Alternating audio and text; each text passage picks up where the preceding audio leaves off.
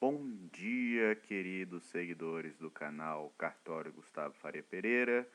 Hoje é o dia da independência, o dia de celebrar o civismo, não só uma questão de politicagem, militarismo, mas sim o civismo é o que faz a nação sermos honestos, sermos estudiosos, cultivarmos bons valores e, antes de tudo, erguer masmorras ao vício e templos à virtude.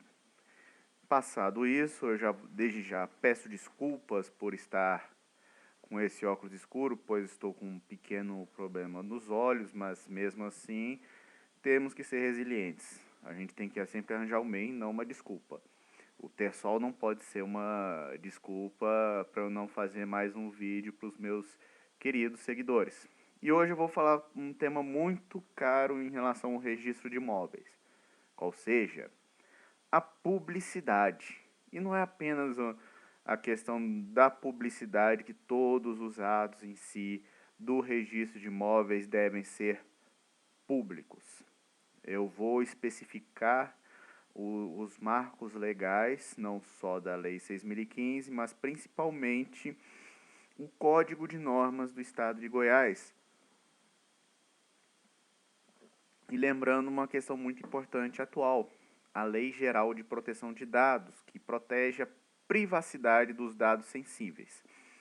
Temos que lembrar que a Lei de Registro Público é uma lei específica, logicamente, que temos que observar a Lei 3.709, porque toda serventia de registro de imóveis agora vai ter que ter um agente que trata os dados sensíveis e, obviamente, isso é a recomendação que eu passo a todos os registradores, o termo de consentimento de repassar os dados, principalmente o fornecimento de certidões, já que temos responsabilidade e multas, mas nada que vai impedir a nossa atividade. Temos que ter agora um pouquinho mais de cuidado a quem fornecer esses dados e quais dados devem estar constantes da matrícula, que já temos normativa específica do CNJ sobre isso. Por exemplo, a inserção do CPF, o nome, sobrenome, paternidade, entre outros e outros e outros, que eu falei em outrora em relação ao artigo 176, principalmente os elementos da matrícula e da transcrição. Ok, pessoal, vamos falar começando do artigo 955. Quais são as modalidades de certidões agora com o novo Código de Normas? Tem as certidões de inteiro teor, as de ônus e ações, a de transcrição, a negativa de registro, a negativa de propriedade e em relatório. E o que é essa certidão de inteiro teor?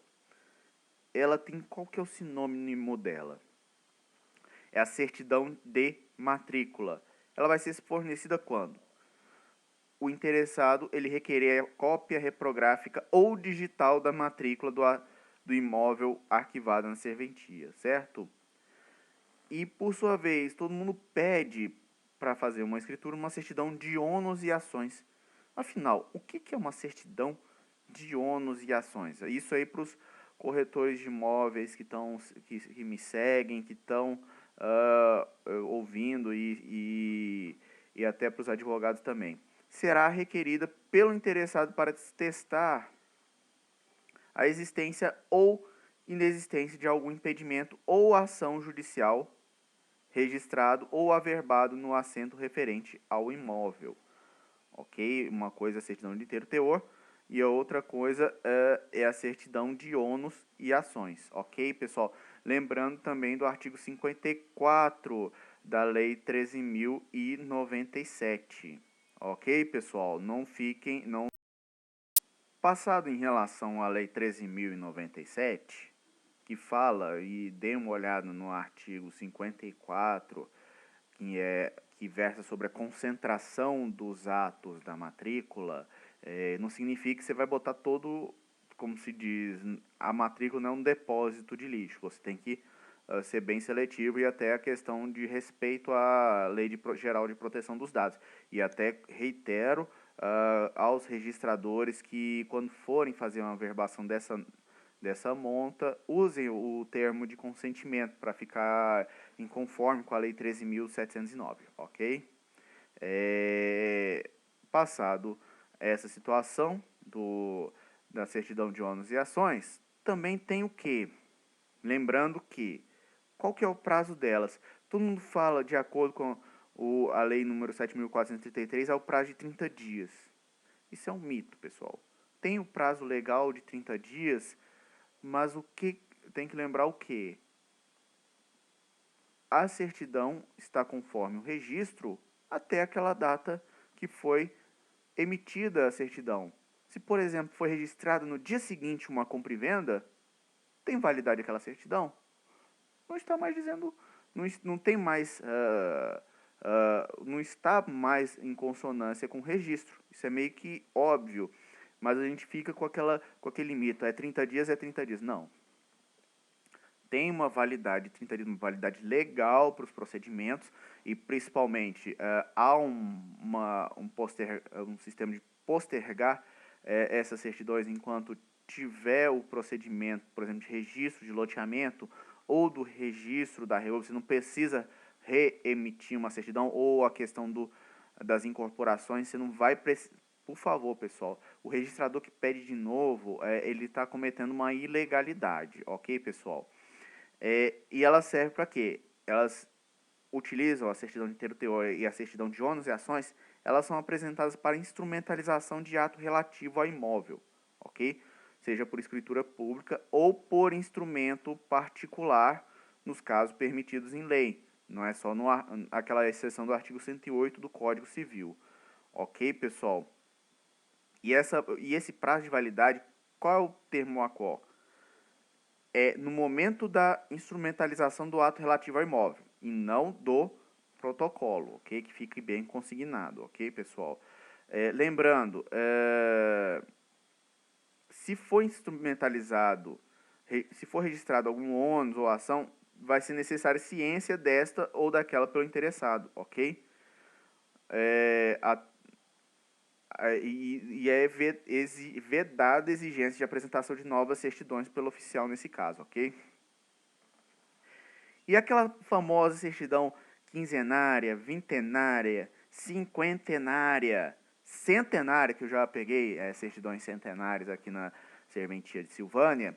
Como é que funciona exatamente, pessoal, para vocês ficarem bem cientes? Ela é formada a partir do somatório de tantas certidões de inteiro teor e de transcrições, certo? Quantas bases para completar o determinado período. Porque, lembrando que, vamos pegar um exemplo, centenária. A partir de 76 era o sistema de matrícula. Então, anteriormente era o quê? O sistema de transcrição. Ou seja, você já viu que foi transportada uma transcrição para uma matrícula, mudou o sistema registral.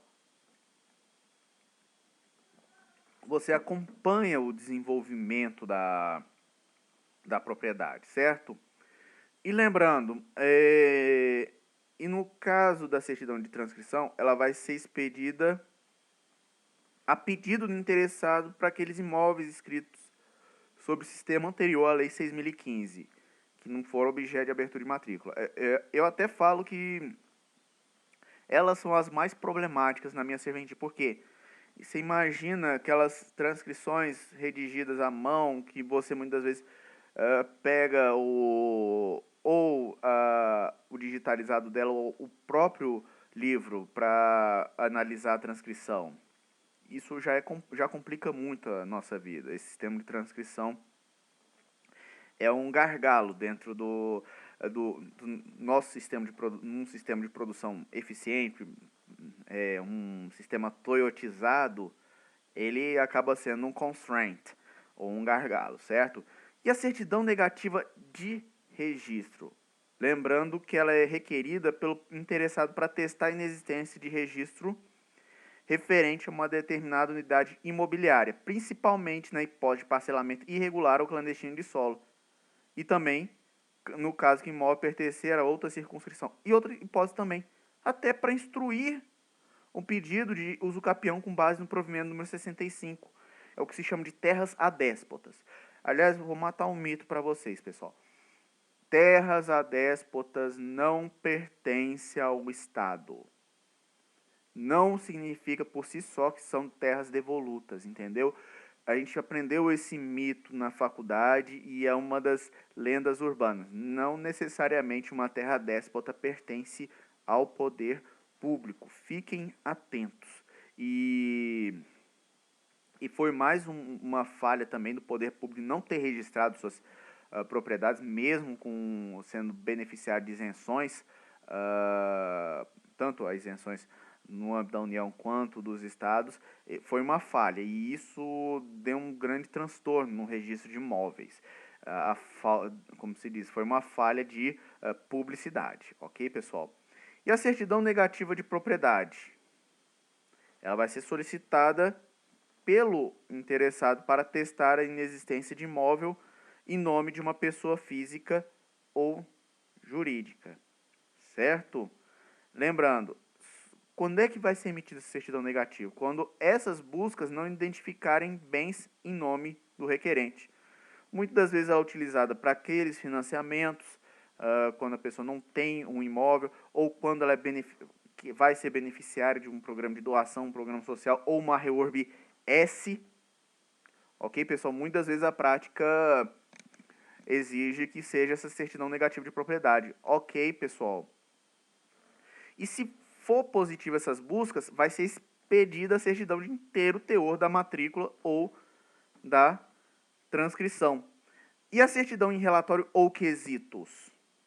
O sinônimo adequado, de acordo com a melhor doutrina, o nosso Código de Normas usa certidão em relatório.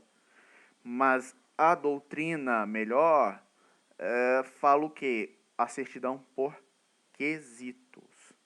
Ok, pessoal? E essa certidão, você vai ter que formular um quesito para obter informação X ou Y. Ok? Lembrando, essa certidão em relatório,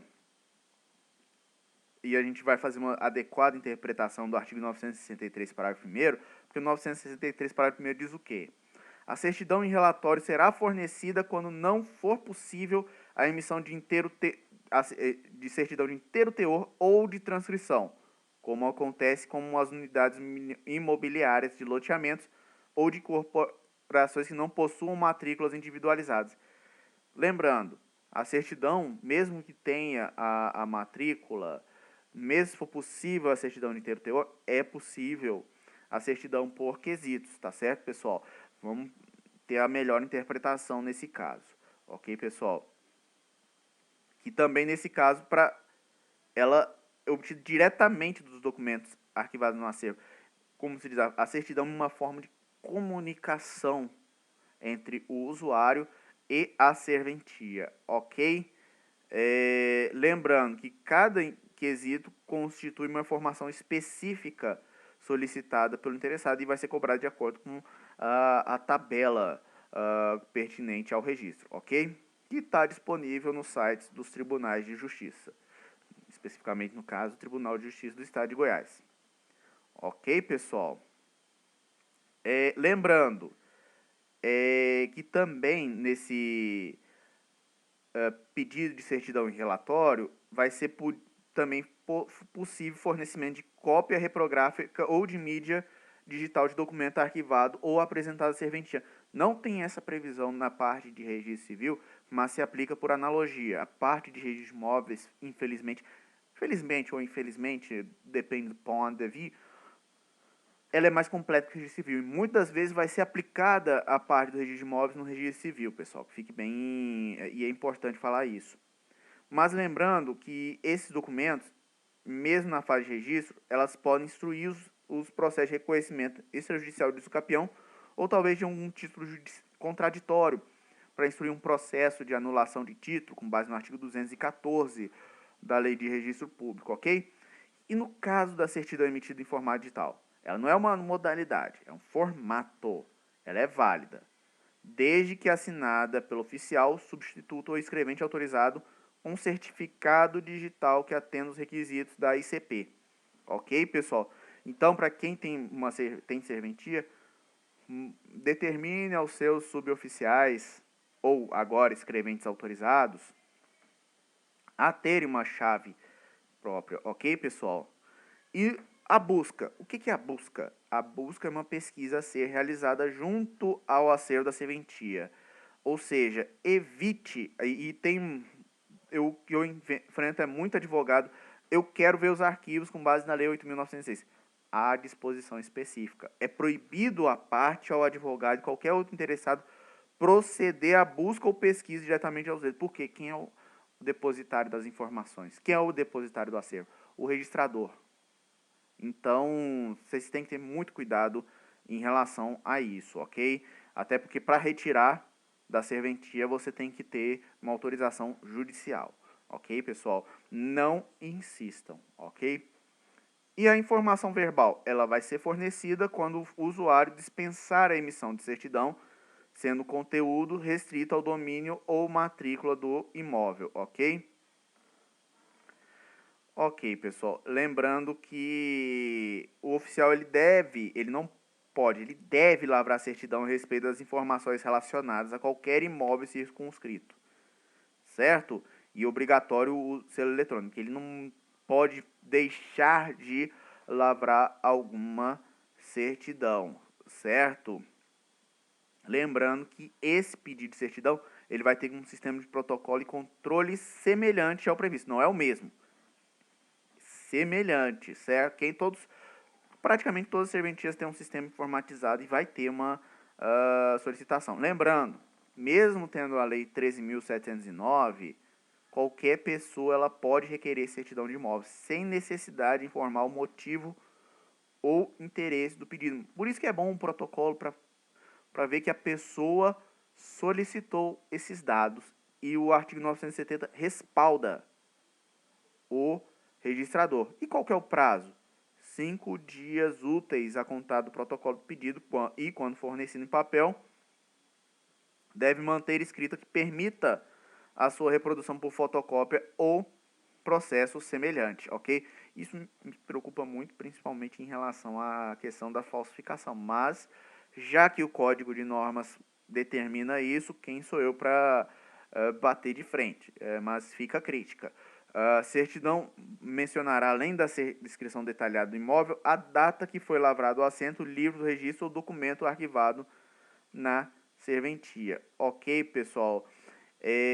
Era isso que eu tinha a dizer sobre a publicidade constante do registro de imóveis. Tem muito mais a dizer, mas à luz do Código de Normas do Estado de Goiás e também da novel LGPD, para vocês terem uma pequena observação maior, e estou aqui à disposição. Comemore o feriado e botem na consciência de vocês que uma nação forte é aquela que cada cidadão cumpre seu dever e tem um padrão ético. Não se corrompa, estude, seja uma pessoa firme, faça bem ao próximo. Então, pessoal, vamos que vamos. Um excelente feriado e uma boa semana.